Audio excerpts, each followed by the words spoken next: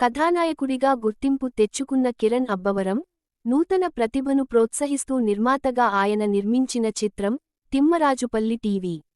దాదాపుగా 40 మంది నూతన నటీనటులను పరిచయం చేస్తూ ముని అనే కొత్త దర్శకుడితో రూపొందిన ఈ చిత్రం ప్రచార చిత్రాలతో మంచి క్రేజ్ను తెచ్చుకుంది.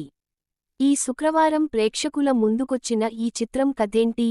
తిమ్మరాజుపల్లి టీవీ చిత్రంలో ప్రేక్షకులను అలరించే అంశాలున్నాయా లేదా అనేది రివ్యూలో తెలుసుకుందాం. 90వ దశకంలో టీవీలు అంటే క్రేజీ ఉన్న సమయంలో తిమ్మరాజుపల్లి అనే ఊరిలో జరిగే కథ ఇది.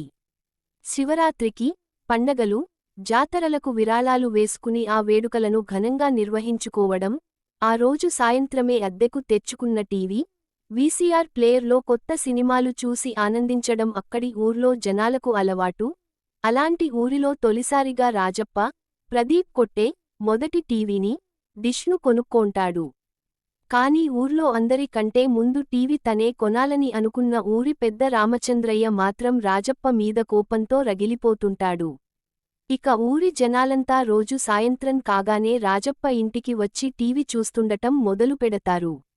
ఈ ఊరిలోనే ఉండే సతీష్, సాయి తేజ్, రాజప్ప చెల్లెలు శారద, వేద జలంధర్ ను ప్రేమిస్తుంటాడు.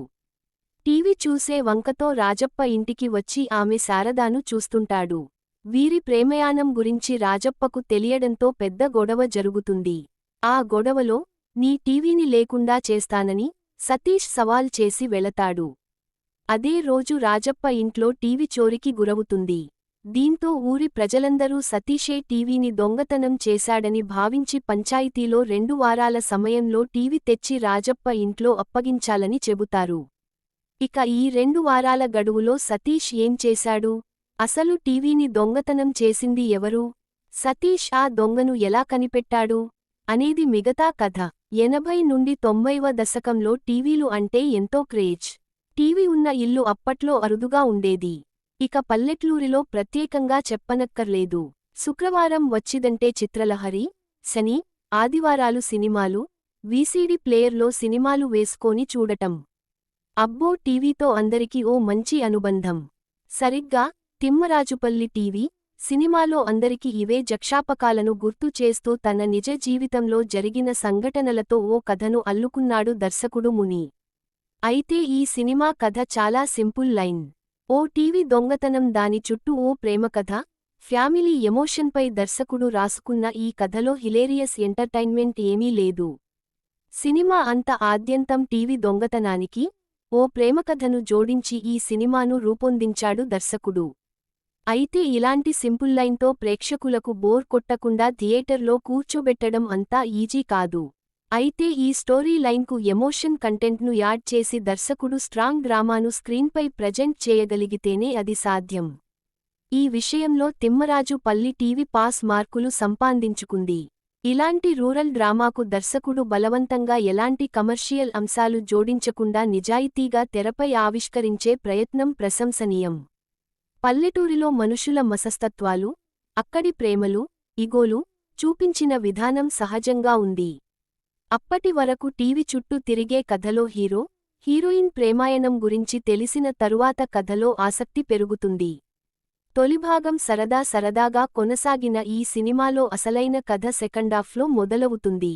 హీరో తన మీద పడిన అభియోగం నుంచి ఎలా బయటపడ్డాడు, అసలు టీవీ దొంగతనం ఎవరు చేశారు అనే సన్నివేశాల విషయంలో మరింత వర్క్ చేసి ఉంటే సినిమా మరింత ఆసక్తికరంగా ఉండేది. అయితే టీవీ దొంగతనం చేసింది ఎవరో అనే విషయాన్ని చివరి వరకు ఆడియన్స్ గెస్ చేయకుండా, ఎవరి ఊహలకు చిక్కకుండా దర్శకుడు ఆ సన్నివేశాల రూపకల్పన విషయంలో తీసుకున్న జాగ్రత్త అభినందనీయం. పతాక సన్నివేశాల్లో టీవీ వల్ల భార్యాభర్తల అనుబంధానికి కలిగే ఇబ్బంది, ఆ సన్నివేశాన్ని ఎమోషనల్గా తెరకెక్కించిన విధానం హృదయాలకు హత్తుకుంటుంది. ఈ సినిమా నిండా కొత్తవాళ్లు కనిపించినా ఎక్కడా కూడా, ఎవరిలో కూడా నటనలో చిన్న తడబాటు కూడా కనిపించలేదు. అందరూ ఎంతో సహజంగా నటించారు. సతీష్గా సాయి తేజ్, శారదగా వేద, రాజప్పగా ప్రదీప్, ఊరి సర్పంచ్ రామచంద్రయ్యగా అమ్మ రమేష్ ఇలా అందరూ తమ తమ పాత్రల్లో ఒదిగిపోయారు. దర్శకుడు తన రియల్ లైఫ్లో తను చూసిన సంఘటనలను ఆధారంగా తయారుచేసిన ఈ కథను ఎంతో నిజాయితీగా చెప్పే ప్రయత్నం చేశాడు. సాధారణంగా మలయాళంలో ఇలాంటి చిన్న చిన్న కాన్సెప్ట్లతో సినిమాలు వస్తుంటాయి. ఇప్పుడు తిమ్మరాజుపల్లి టీవీ కూడా సినిమా చూస్తున్న ఆడియన్స్కు అదే ఫీల్ను కలిగిస్తుంది. సినిమా ఆద్యంతం ఓ పల్లెటూరి వాతావరణంలో